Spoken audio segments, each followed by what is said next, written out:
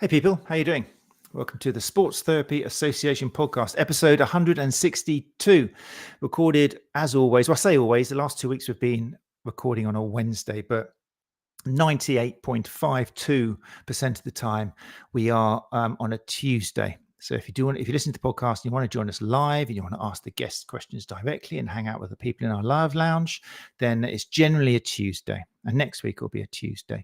But if you're not sure when it is, you want to be sure, then just follow us, follow the UK_STA on your preferred social media app. And that's where you can find details of who our guests are. Anyway, people are flocking into the lounge. The live lounge, I'm actually about 4 minutes late. Sorry about that. We had some technical difficulties. I'm just going to say a quick hi to people who are here. Glenn Murphy says, hello, everybody. If you do join us live, podcast listeners, then you get a chance to ask your question. It comes up on the screen. So it's a nice way of sharing your photo. And in the case of Glenn, a very chiseled actor jaw there. So you can share whatever you like. Nikki Mansfield here as well. You can share your logo. You can share. It's a great way of networking. Nikki Mansfield said, shh, don't tell anyone I'm here. I'm supposed to be on holiday. Nikki Mansfield can't join us tonight. She's on holiday. So good luck to you, Nikki, wherever you are. Fine, fantastic. Other people are coming in now. So the Sports Therapy Association podcast. And before we join, or before I bring up my guest for tonight, a big thanks to last episode's guest, episode 161, who was Mr. Keith Burnett, a solid favorite on the STA podcast. Keith is a lecturer in sports and exercise therapy. He's an ex-semi-professional rugby union prop, and currently studying a specialist doctorate in neck injury management in rugby players. And Keith gave us an hour in episode 161 talking about how he's identified the need for improvements in both player and therapist education with regards to neck injuries in rugby. And he talked about the truly great work he's doing to help quality information reach local club level, as opposed to just the elites. And it's a beautiful episode. He's a beautiful person. He really is trying to make sure that it's not just the elites that get the quality information. It's down on every single level, because injuries are injuries. Okay. If anything, potentially there's more danger lower down where skill levels are low and people are less fit and so on and so on. So it's a great episode. As always, you can check it out on all popular podcast apps, including Spotify.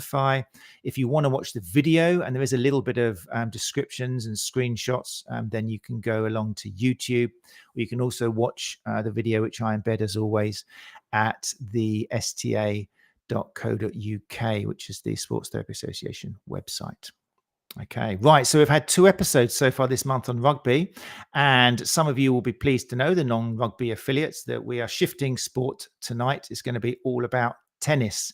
And my guest, with not just, but including 24 years of Wimbledon tennis championships under his belt, who better to talk to about tennis, and also about his very long, illustrious career, including a couple of books he's written and lecturing at various universities, a whole load of stuff. So I'm very excited to bring up Steve Bedford. As always, people in the live lounge, if you've got any questions, I've told Steve if he sees a good question or a bad question, then he's going to tell me, and he's going to, I'm going to bring that question up onto the screen in case I don't notice it. So I think that's about it. So without further ado, I shall now bring up Steve Bedford. Hi, Matt. Thanks for inviting me for this podcast.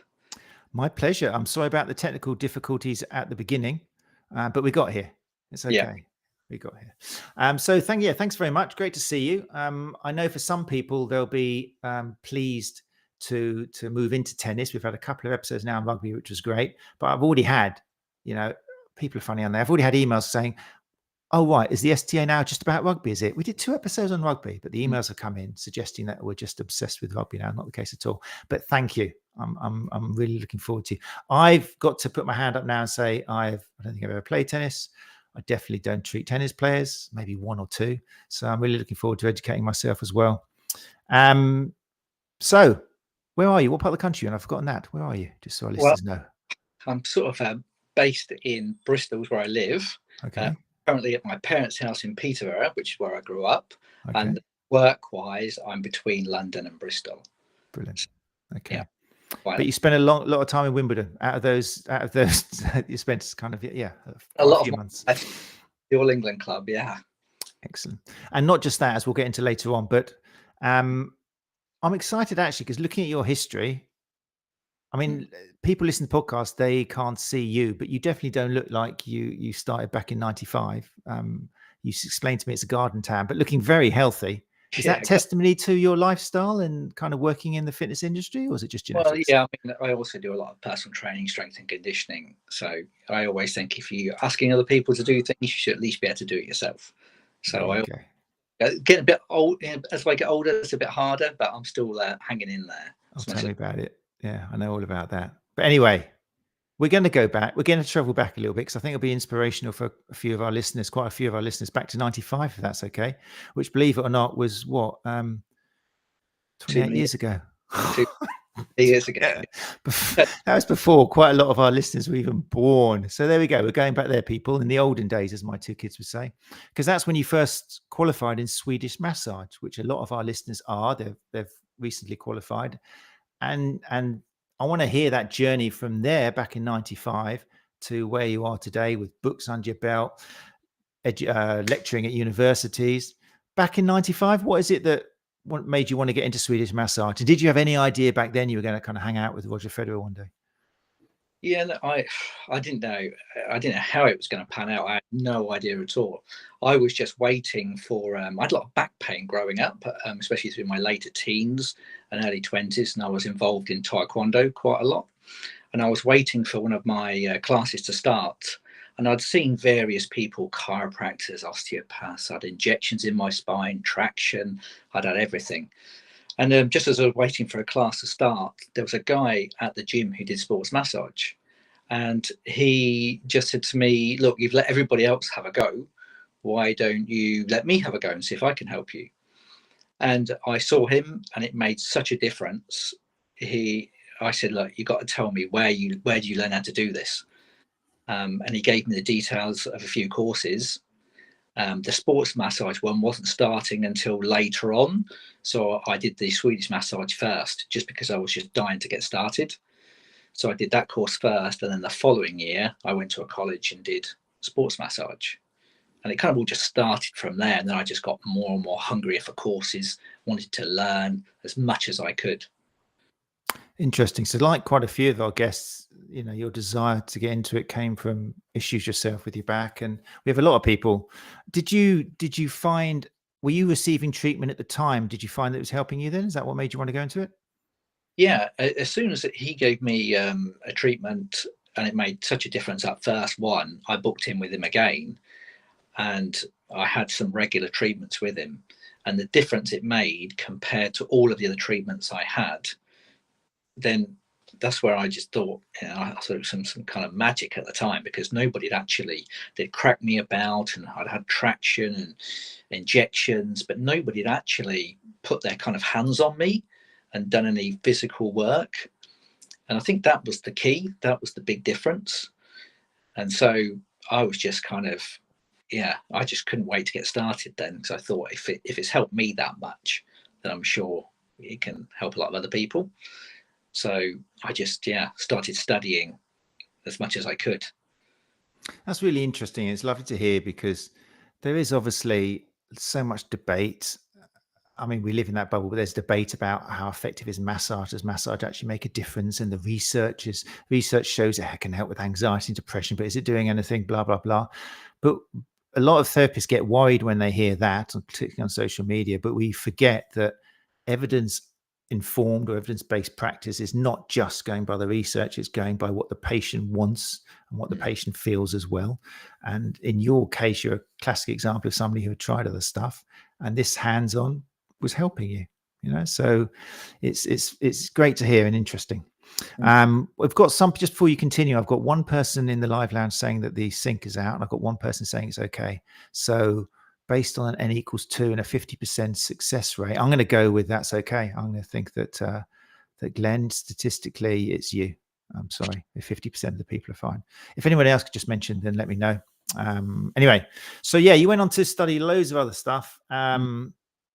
You went on to do, there was some interesting stuff as well. It seems like you were the eternal student. You included neurolinguistic programming, clinical hypnosis, cardiac rehabilitation, personal training, Pilates. You went through it all, didn't you? Was this again, what led you? How did you choose? Or were you just kind of one of these, I've got to do everything? I think I was always searching for like gaps in my knowledge. I thought, what do I not know enough about? Mm-hmm. And after doing the sports therapy course and the sports injury course, I was working in a gym, doing personal training, doing my massage. And then I thought, well, what if people have got medical conditions? What do I do then? So then I saw an advert in the newspaper for the London Ambulance Service. So I joined the London Ambulance Service. Of course you did. Just did the course, qualified. And it was I'd already done 2 Wimbledons then. Probably the turning point of which way I was going to go, whether it was ambulance service or back into the fitness and therapy. And I decided the therapy. So it was just like a short study break, really. And then from there, like you say, cardiac rehab. And then because I wanted to know more about that. And yeah, the whole of the therapy always worked alongside me doing other things. Doing the fitness, doing rehabilitation, both medical and sports injury. So I always ran the things parallel. I've always been a bit frightened about putting my eggs in one basket. So right. Very interesting. And did the tennis come about because of your involvement? Were you a keen tennis player and that's how you got into working in tennis, or? I can't hit a ball over a net. I've got to. That's so disappointing. Yeah. But honest, I like that. So how did you get into tennis? Tennis, again, it was another one of these things. It was the FA diploma in injury, which was a 2-year sports injury course. And in between, sort of halfway through that, I was living quite near Queen's Club, ironically, where I'm based now. Mm-hmm. And I contacted a physio there and asked if I could get some work experience. He said no a few times. I just kept on badgering him until he said yes. And then I spent the next 4 months doing 2 afternoons a week with him. And he was, he's long since retired now. He was quite an old school physio. It was lots of electrotherapy, not much rehab or exercise or hands-on massage. So I started doing some of that for him. And then after 4 months, I said, it's been great. Thank you very much. But I'm done now. I need to kind of earn some money. And a couple of weeks later, he called me up and said, look, I didn't mention when you were working with me, but I'm the head physio at Wimbledon. He said, are you interested in coming to do some time this year? And that was 1999. And they haven't been able to get rid of me since. Evidently. That's really interesting. I wonder whether because we talk about in this show historically the kind of a little bit of breakdown in communication between physios, and particularly anybody with massage in their title. It's getting better maybe in some circles, but it's interesting to hear that a physio was keen to get you involved. Do you think, was there any judging back then according to what your title was, or was it simply down to character and just faith in you as a person?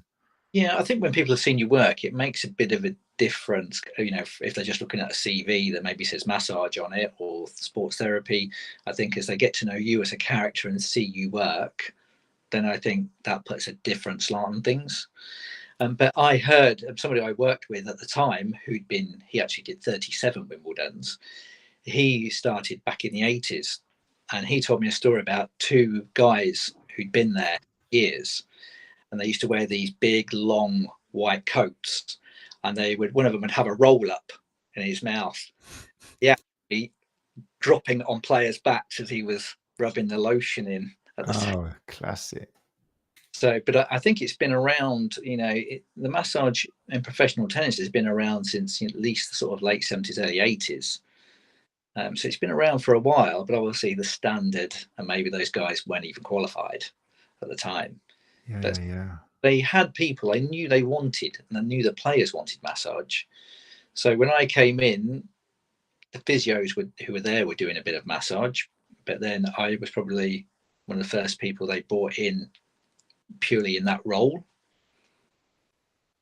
Very interesting. So it kind of, when it really kicked on, because then they asked me if I knew other people. So over the next 2 years, I brought in 2 more people. So other therapists that I knew. So just to give us an idea, because let's go from, so the year you mentioned where you got the guy with the rollie and the ash dropping on the player's back, brilliant, to this year when you were there. What was the setup this year in terms of massage provision at Wimbledon? It starts off, it's a very sort of, people think Wimbledon's just 2 weeks, but it's 3 weeks in effect, because there's a week before where the players can come and practice. So I actually do the tournament at Queen's Club, the 𝐭𝐤𝐻𝐶 Championships. I finish that final is on the Sunday, and then Monday I start at Wimbledon. And there's already 2 physios there on the weekend before. So gradually the team kind of gets bigger and bigger and bigger as you go through, and then towards the end it starts to then tail down. Although now we have the under-14s and the junior Wimbledon, we have the wheelchair athletes, and we have invitational for the ex-players. So it used to kind of go up and then gradually go down, but now the downward slide is not quite as a steep curve down, just because of the other players that we look after. So the team on the men's, because WTA and the ATP are 2 different federations. So even though we're one team, it's majority of female therapists work with the females, and the majority is male, although we do have females working with us. So it's still divided a little bit, which the reason for that is basically because we're just off the locker rooms. So you actually have to enter into the changing rooms to get into the treatment room. Why there's been a bit of a division of the sexes so far. Although, like I said, we had 2 females working with us this year on the male side. A little bit harder for us because the way the men would have to go through the sort of changing area to get into the treatment room, which is why it hasn't kind of quite worked the other way. Gotcha. But big team altogether on the men's and women's side, there's about 38 of us. Wow. Gosh. That's physios, podiatry, and massage. That's incredible. But it does go down. Some people just do a few days to a week. And these 38 are working with all level athletes? Yeah. So that would be anybody who comes along. So, for example, on the men's side, you've got about 250 players who actually, because you've got the doubles as well, singles, doubles. And kind of the more elites, like the kind of the top people, do they bring their own therapists with them? Have they got their own practitioners, or do you find them entering as well? Yeah, more and more over the years since I started, more and more, since prize money's gone up, more players bring in their own. Although sometimes their own guy or girl might be with them on the actual tournament, but not the practice week. Or if they do the tournament before, like at the 𝐭𝐤𝐻𝐶 Championships, their therapist might not arrive for that. So, I mean, I've looked after 11 different Wimbledon winners over my time there. So, yeah. Come on, drop some names. Give us some names. This is where we need you to. I like Djokovic from now, the players. I mean, all of the people that maybe the older viewers would remember, like the Beckers, McEnroe and Lendl. Brilliant. All of those, Bjorn Borg, all of those sort of guys, right? The current players. Gary Benson's just come in, so he's just raised the average age of the listener in the live lounge now considerably. So you just keep firing those names off. Those names.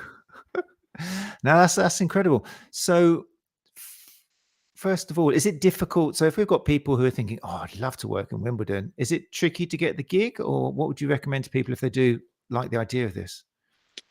Yeah, I mean, it's like with most of these sort of jobs in elite sport. Some of it is about timing. Some of it is about who you know. Occasionally adverts go out. I think we had our biggest kind of recruitment over the COVID period, because we had to stay with the players in a bubble in a hotel, which meant we had some people at the All England Club and some people in the hotel. So we recruited 3 new therapists during that time, which was the biggest in one go, because generally it's then when people leave. Unless they bring in something new. I mean, the extra 2 therapists we managed to keep hold of, which was largely because now we have the under-14s and the junior Wimbledon is getting bigger all the time. The wheelchair draw is getting bigger. So we were able to still give those guys some work, even though initially we only needed them for, the COVID reason. So for the majority of time now, you're looking at if people leave, or our hours have actually got longer. So we are looking at kind of more of a shift pattern, because now we have to start 8:30 in the morning, where it used to be 9:30, 10 o'clock. And because of the lights on court 1 and centre, rather than finishing kind of when it got dark, now they put the lights on and we can be there till, well, the latest this year was 12 at night. So wow. Yeah, This is great. This is really fascinating. I mean, for me, and I hope for listeners as well, I've only ever the only events I've worked, and I've worked at rugby a few seasons, and I've worked at football. Okay, I've worked at rugby, football, and running, but I've never worked at tennis. That's what I was trying to say. So I'm really excited to hear about how the day pans out. Like in a marathon, for example, you know that once you've got the first runners off and that, you're not really going to see anybody for kind of like 2 hours, 20 minutes or something, depending on what marathon you're at. But how does a day pan out? For example, Nikki Mansfield here has coincided with the sort of thing that was on my mind. Nikki Mansfield says, do you step into a shared infrastructure of booking system, intake consents, soap notes, etc., or are you responsible for keeping your own records from treatment to treatment? There's a good start. How does that work out? Yeah, we there used to be more of a booking system where players would come in and just sign up on a board. I mean, up until I'd say 7 or 8 years ago, we would have probably 10 players waiting, and we would work. It used to get busy around 3:30 until about 9:30, and you pretty much be head down, and you would do a solid sort of 6 hours, 7 hours without stopping. Now, obviously, there are more of us. We have a bigger treatment room, so there are more plinths. So it's got a lot better. Plus, some of the guys now come with their own therapist. So the workload has gone down. It used to be tough back then. It used to be really tough. Sometimes you would just go to the toilet just so you could kind of have a break. You know, you weren't drinking, you couldn't go to the toilet, but you used to go there just to kind of have 30 seconds to yourself. Just, it used to be pretty intense, but it's far better now. Now, you know, you have a lot of gaps in between treatments.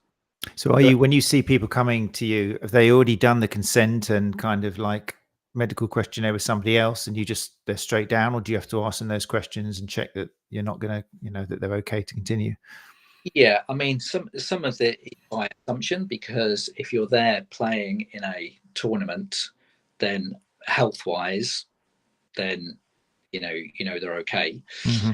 And we also have like a team of physiotherapists there, and plus we have I think for Wimbledon we have 5 ATP physios who travel on the whole tour. So those guys will generally see a lot of the injuries. Gotcha. Our local physios will see the injuries. So for massage wise, we do all of our note taking then at the end. Okay.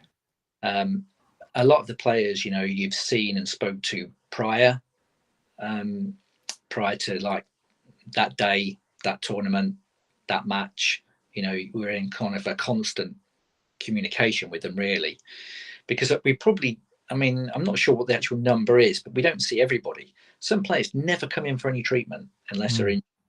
It's the same people who tend to come in all the time. Well, I guess they're the people it works for, they feel it works for. That's fair enough.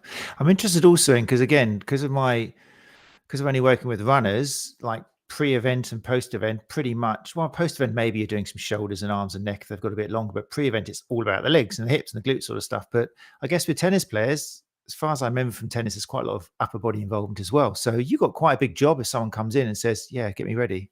How do you manage to work with the time with that? Yeah, beforehand, when players who are about to go on court always get priority. And then, it's like shoulders, elbows, low backs, as well as a sort of lower body. You know, it could be hamstring, calf, anything. So we give them a little bit of time before they go out. Some players will just come in and say, can you loosen me up? Yeah. And they lay down, and then we'll do some mobilizing with them, some dynamic stretching, whatever they need, really. They're very good at telling you what they want. And when you've worked with them a lot, you kind of know what they mean. If they just say, can you loosen me up?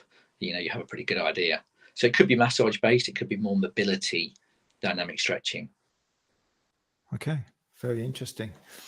And you say it's kind of starts at 3 o'clock in the afternoon. So if you're not working, then what do you get to go and watch some of it as well? Is it kind of a nice event as well for people? I presume a lot of people are there, are very excited by it, and they want to watch a bit of it. Is that something you can do? Or is that like, no, you're not here to watch?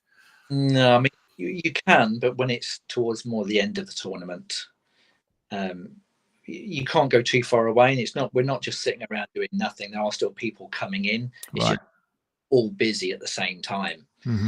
So we get to have, 2 or 3 of us can go for lunch together, rather than just as it used to be when we used to have to go on our own. Go for a coffee, and it's quite relaxed and we know once those first matches come off court, so you get the first ones on, and then you know you've got a little bit of a breather until the next matches go on court. And pay? Is everybody paid, or is some of it voluntary, or is it kind of? But it's all paid by the All England Club. That's nice to hear, because that's not always the case. Sometimes it's like a bucket at the end for a lot of events. So, and paid, kind of, would people be surprised to hear? I mean, you don't have to say, it might not be appropriate, but so I mean, as a day rate, it's good, but then it depends how many hours you're doing on that day. Like I said, now our days have extended a lot, and we are taking it in turns between us, just organising who comes in early, who leaves early. So that means that, you know, our day is not too long, but you know, a normal day will be 10 hours. Okay. So yeah, for a day rate it's good, but on an hourly rate perhaps not as good. And I guess it's an amazing experience and great for someone's CV if they can get that down there and experience different players and different needs, and that emergency, that state of continual having to be there and help people. Yeah, but also, you know, when you're working with a team of people, I mean, I've had this in football as well. When you're working with a team of people, is you have to get on. And you know, at Wimbledon we all really do get on, and you know, we'll go for a drink together in the evening when we finish, if it's a reasonable. If we've got 2 or 3 of us have an early finish, then we'll be straight down the pub afterwards. You know, even though we spent all day together. So you know, we all get on really well, and we do quite a lot of sort of CPD stuff. So we'll all be showing each other, you know, different bits and pieces. There's an osteopath and podiatrists and physios. We'll all, you know, if we have spare time, we'll all be. If we're not doing a bit of treatment on each other, then somebody will be talking about something, or start listening in. So it's good atmosphere. Yeah, that sounds amazing. I mean, keep questions coming, people, if you're interested about the day, the event, and Wimbledon and all that, because I'm sure, especially for those of you who are into tennis and work with tennis playing clients, then there's a load of questions you guys are going to have. But I'm interested in the master's degree you did in sports performance. What did that involve? What were the kind of different modules and on that particular master's? Yeah, that was another one of these things where because I started doing the sports therapy pre-sports therapy degrees, because I think they started in around 2001, if I'm correct, and I qualified with mine in '99. So I was always I felt I kind of missed out on that whole university thing a bit, but I carried on, and because I got to work at Arsenal and Wimbledon without having a degree, I went through waves of being bothered and less so as the years went on, courses. And then a friend of mine actually who used to work at Wimbledon, we'd both been talking about it for years. He did the same courses I had, and you know, we were saying about university and going, and I asked around, and when I told them, you know, I approached the university and told them what I'd done, they said to me about, you should just go straight into an MSc. So I did that, and it was sports performance, and it was strength and conditioning, performance analysis, exercise testing and prescription. God, it's been 10 years now, I can't remember. I think what that did, it wasn't everything that I learned that I think it gave me, although obviously that was a benefit. It was research, getting into the research and the interest in research. That's what it really did for me. Is after that point, I kind of understood research, and I kind of really got a taste for it. Wanted to do research, wanted to read it, wanted to learn more that way. So I think that was a big thing that it gave me.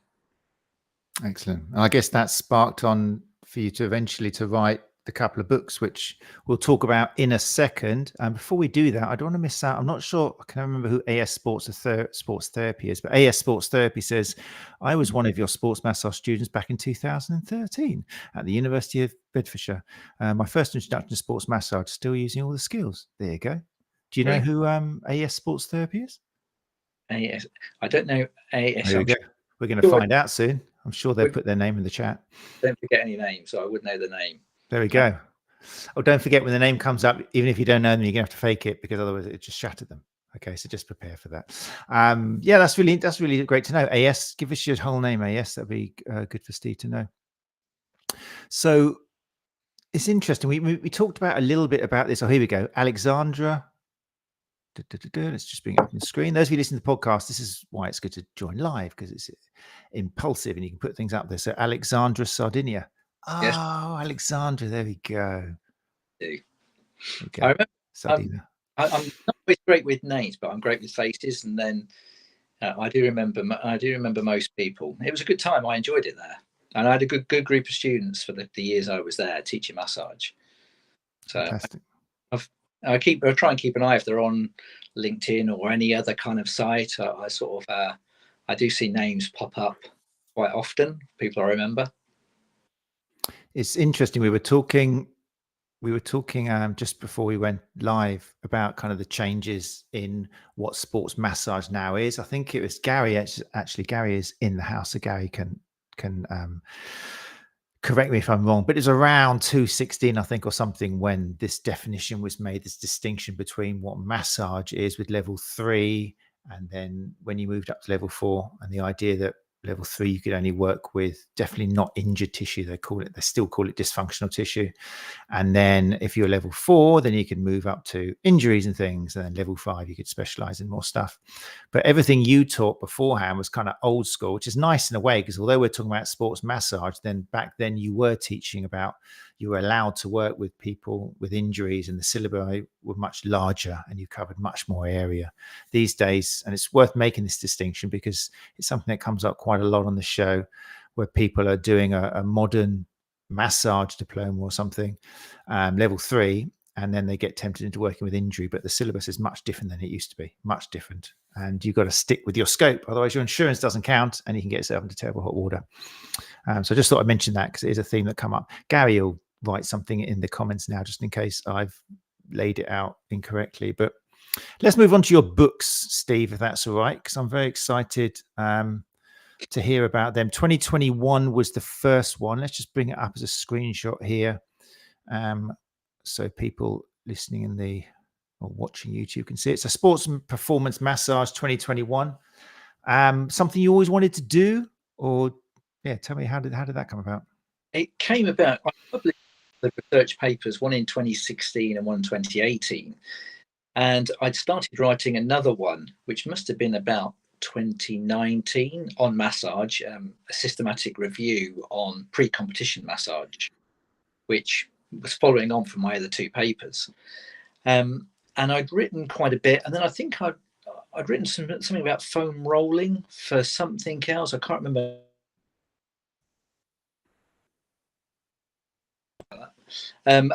Foam rolling for something else.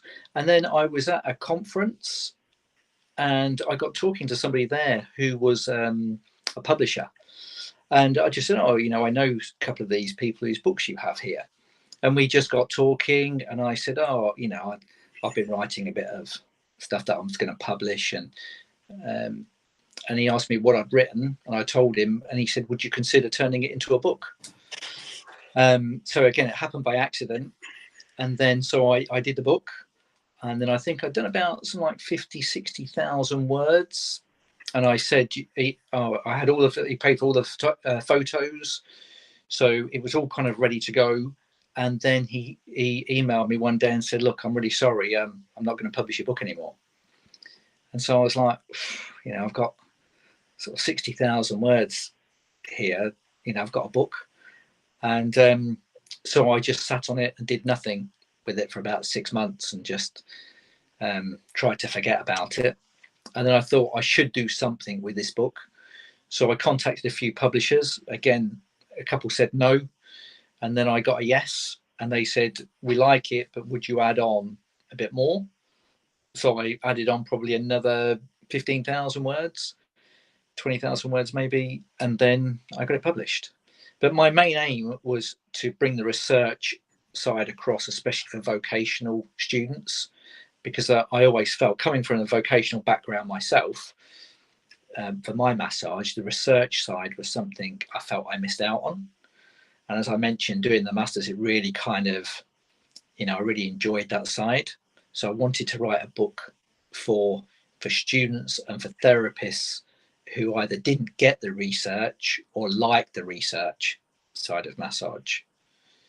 And that's kind of what the whole book is about, really. It's about the evidence behind all the different aspects behind massage plus associated modalities.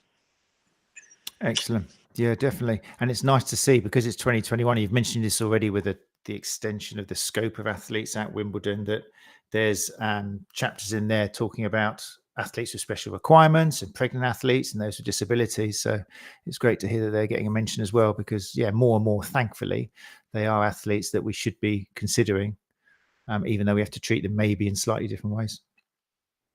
Yeah, I mean, there's not a great deal. When you do massage courses, there's not a lot of information about pregnant athletes. There's a lot of misconceptions about pregnant massage and disabled as well. I mean, we have a lot of wheelchair athletes we look after at Wimbledon who have various levels of, disability of what they can and can't do. And I didn't really know, I'd never been taught that. And I was kind of thrown in at the deep end. So again, whenever that happens, then I just want to quickly learn about it as much as I can. So the research in that aspect, was useful for me as well. Excellent. Yeah, it's a theme that people are scared about, because they're not taught enough about it, and so you end up worrying that you're going to break someone if they're in a wheelchair. And really, I guess in some situations, with regards to some things, you can treat them the same as anybody else. They just want a massage. So it's a shame. I hope that on some courses and private courses, they're introducing that more and more, so that we're confident to work with these people. Pregnant athletes. I'm not sure how many pregnant athletes are actually at Wimbledon. I know I've had pregnant women passing me a couple of times in marathons, but at what stage do they still play at Wimbledon? Well, Serena Williams did win. Oh, of course. A Grand Slam, being, I think she was about 8 or 10 weeks pregnant. 8 to 10 weeks, yeah. You can see up and down the country, there are, a lot of females who are training still quite hard, being, while they're pregnant. And if they're training, then there's no reason why they wouldn't want a massage. Definitely. So, it's another area where people have got to feel confident in what they're doing. Definitely. We've got a question here from Get Fit, Stay Fit Norfolk. Nice name. Says, Steve, really enjoying listening to all you've achieved. I have a few tennis players who I look after. Recently, a player presented with lumbar multifidus pathology following playing in Eastbourne. My question is, do you see patients with such... rest isn't coming up. Do you see patients with such pathologies as spinal rotator multifidus trauma from playing tennis that often? Best, Steve. Get Fit, Stay Fit Norfolk. Yeah. So is that pathology you see much? Yeah, I mean, at Queen's Club, I work with tennis players throughout the ages and abilities and levels. And then obviously at the Grand Slam events, then the biggest difference is a transition from clay to grass. So that brings about its own problems. So for example, on grass, you have to bend a lot lower. So you're leaning forwards, you're staying lower. So you get a lot of quad, glute, lower back, extra strain than you wouldn't normally occur on other surfaces. So again, that can bring about those kind of issues. Tennis players, when they serve, when they rotate, they close one side down as one side opens. They're leaning forwards a lot. And if you look at, there are some players, Nishikori, who's a Japanese player, he springs to mind straight away, that when he's waiting to return to serve, he's in a perfect position leaning forwards. So he's, bending his knee slightly as if he's preparing to do kind of like a barbell row or a deadlift or something. He's got a great straight back there, where a lot of players, their spine is really curved and then their neck extends. So depending on how much they're playing, their back is in a very flexed position. So I see on an amateur level a lot of sort of tight thoracic spine, and then obviously all of those lumbar vertebrae, thoracic vertebrae are very stiff, and all the muscles around the whole spinal column are very stiff as well. The QL, you get a lot more it tends to be a lot more on one side compared to the other. So when it's closed down as you serve, so that would be depending on normally how much someone's doing. But yeah, the back gets incredibly stiff from playing tennis. So I guess this is where potentially there's a dialogue you need to have, or could potentially have with the coach, because you're finding these things and you're seeing them. So this is where maybe the coach needs to be informed. Is that sometimes a delicate conversation, or do you find you're able to create that multidisciplinary care which can help the patient, or is it a little bit like the coach saying, "Oh, we don't need your help, you're just a massage therapist"? No, I mean, obviously that happens. That's going to happen on some occasions. On an amateur level, I've got quite a good relationship at Queen's Club with many of the coaches. I actually treat some of them. They send people to me. So we do have a lot more of an open conversation like that. And if with any injury, if I have one of their lessons for any injury, I'll say just, make sure they only play for, a backhand or a forehand. Don't let them serve for a couple of weeks or something. I'll say some things that I perhaps want or don't want them to do. On a professional level, it's a bit harder in that way, but the players are the players only care about today and their next match. They don't look any further than that. And I've seen players in quite badly injured go out and practice, and you're like, if you want to play tomorrow, don't pick up a racket, don't hit a ball. But they're so determined to practice as if they're going to forget how to hit a ball over a net. So there's no talking them out of that. That's a psychological thing. And if they just get through that next match, that's all they care about. They're not looking at 2 matches time, next week, next tournament. They want the next match. Mm-hmm. So you're not really going to be able to address many issues in that short space of time. I think that's better achieved in more of an amateur level. Mm-hmm. It's interesting. I'm listening to you and remembering, actually, I have worked with quite a few tennis players. I just forgot about all of them. But one common theme often was, like you were just saying, it's the same as runners, really. They just, they need to back off a little bit, reduce, maybe not stop entirely, because that would just be life destroying for them. But there needs to be a decrease in either intensity or volume or both for them to recover. And that can often be really tricky, because rather like running, I think tennis is quite a social thing as well. Yeah. It's going to the club, it's seeing your colleagues, it's being in a league, a tournament, like a local club thing. Have you got any strategies on how to actually help clients realize they need to back off a little bit in order to, recover properly? Yeah, I mean, you could never, like with the runners, you could never tell them to stop running. You can't tell people to stop playing tennis. So you've got to kind of give them alternatives. So sometimes that might be in the form of exercises they need to do or stretches. Sometimes it's the amount they play, trying to make them play shorter matches or have a day in between when they play. It's just a bit of education. It's like most things, whatever sport you play, people are not aware that they can't play every day, especially beyond a certain age. And the big thing I noticed was after COVID, as soon as Queen's Club opened up, everybody came back. They hadn't played for months, and they wanted to play every day because they'd missed it. And of course, they did that for a few weeks, and I got very busy because their bodies just weren't used to that volume of training. So it's kind of, you're educating as much as you're treating. With running, one of the things I was able to do, or I am able to do, is you can substitute the kind of workout. Like if somebody's missing their interval runs, if they don't mind swimming, you can say, you haven't just got to do lengths. You can do your intervals. You can do your kind of fartlek or whatever in the pool. And that kind of makes it a little bit more like the running session they're missing. You can do that in various ways. Can somebody move from tennis to something else which is similar and feel like they are getting a bit of a tennis workout? Or is that just harder with tennis because it's such a, how do you substitute that? Yeah, what you're doing more is, we have a gym at Queen's Club, so I'm getting people to do more mobility work. I always say to people, think of it as an opportunity. Like if you can't play, it's an opportunity to perhaps strengthen your core, strengthen your balance, work coordination drills. I always give them other options that they can do. Try and convince them that will add on 10% to their serving speed if we loosen up their thoracic spine. So it kind of gets them away from thinking about they need to play.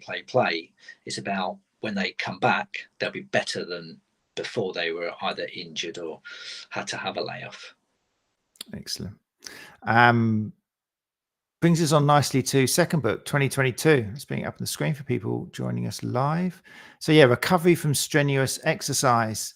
Was this something which you found was going to appear once you finished the 2021 book, or how did this book come about? Yeah, when the first book was going through the publication stage, I had the idea for the second one. I approached the same publisher, Taylor and Francis, and I said, look, I've got this idea. I'd already started writing. And then they said, oh, can you send us some stuff, what you've done? So I sent that across to them, and they said, well, we'll have to send it across to some reviewers. And the same is for the first book. They sent it off to 4 reviewers. It came back favourable, and they said, yeah, we'd like you to publish the second one. So I just carried on with the writing. And again, it was some of the information I'd already written. Some of it I had written nothing about before. Some I remembered from like doing my master's degree, and then just started digging back into those kind of subjects again, like the overtraining and overreaching. But there's a lot of stuff that I wanted to know, and I thought, if I want to know it, then I think other people will do. And the whole recovery thing now is just, it's really boomed. The whole ice bath and hyperbaric oxygen chambers, but people don't really know, even the athletes, they don't really know what works. It's all by trial and error. That coach recommends or they've seen another player do. Most people don't really know, what to do, how long to do it for, whether they should be doing it. But in professional sport, it's used by everybody. So I guess we should stress also that although we're talking about tennis, both of these books, the Sports Performance Massage 2021 and the Recovery from Strenuous Exercise 2022, it's suitable for all athletes, and all coaches and people involved with different sports. Yeah, I tried to make the information as generic as possible, and the research papers I found were from everything from rock climbing and judo athletes to runners and cyclists.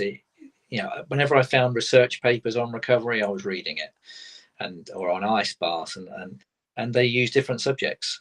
So I tried to include as many different sports and modalities as I could. I think some of the things I included in the book, I could have perhaps written a whole book about each individual subject. So I had to kind of draw the line somewhere. But there's I don't think a trilogy is kind of on my list of things to do, but there was also, you could write a separate book on recovery in female athletes. You could do it on adolescents, on the older athlete. I'd love to have included all of that in the book, but I'm afraid no one would be able to carry it. It would have been that thick. There's so I did include, as many different sports as I could in there. Excellent. We'll see. It's only 2023. We'll see what comes in 2024. Very excited. Right. So, and there's a question here from 𝐤𝐸𝐻𝐴𝐺𝐸.com. That's a handy name. 𝐤𝐸𝐻𝐴𝐺𝐸.com has said, really interesting podcast. Thanks, Jamie. Thanks for joining us live as well. He says, Steve, how do you fit into the structure of physios, coaches, sports therapists at a club or for an athlete? That very much depends on where you're working. So I just finished the last season with Brentford Football Club. And so there, you're working with physiotherapists, a sports medicine doctor, and there you're seeing players because they can approach you because they want treatment. You're seeing people that the physiotherapist refer to you. So then it comes as a mix. You'll see some players I got involved with, like the performance analysis team. So players from their GPS data had perhaps had higher loads, so therefore would need more recovery. So I kind of collected my sort of day from different sources, from those who approached me directly, to performance analysis conversations, to the physiotherapists. With the tennis, again, the majority people will seek you. They will be the ones who decide that they want treatment from you. Sometimes you think it's kind of a superstition that if they win the first round and they've had a treatment from you, then when they're looking across and see all the therapists free, they'll go straight to you because you helped them and they won. Some it'll be because they've known you from previous years. but some are referred from the physiotherapists. Obviously, they do some massage as well. It's not, the physios don't always just directly pass people straight. They will do massage as well. So sometimes it's whoever's free will come in. So it's interesting. Definitely seems to be people know you. I mean, I think, yeah, people have got different names and there's certain circumstances, obviously, where physio is qualified to work with people. When it comes to athletes, then it's interesting to hear the kind of slight blurring that goes on, unless there's a specific injury or system that needs attention. So, but it's healthy. How do you, when someone says, "What are you?" do you use massage in the title, or do you find that can inhibit? Or do you just say, I'm Steve Bedford? I find it really difficult when people say, what, I find that really difficult to answer. I've started using the term sports performance therapy because generally I work with people who want to perform better at their sport. So, and whether they be a professional athlete or whether they be an amateur one, at the end of the day, they want to perform better and they want my help.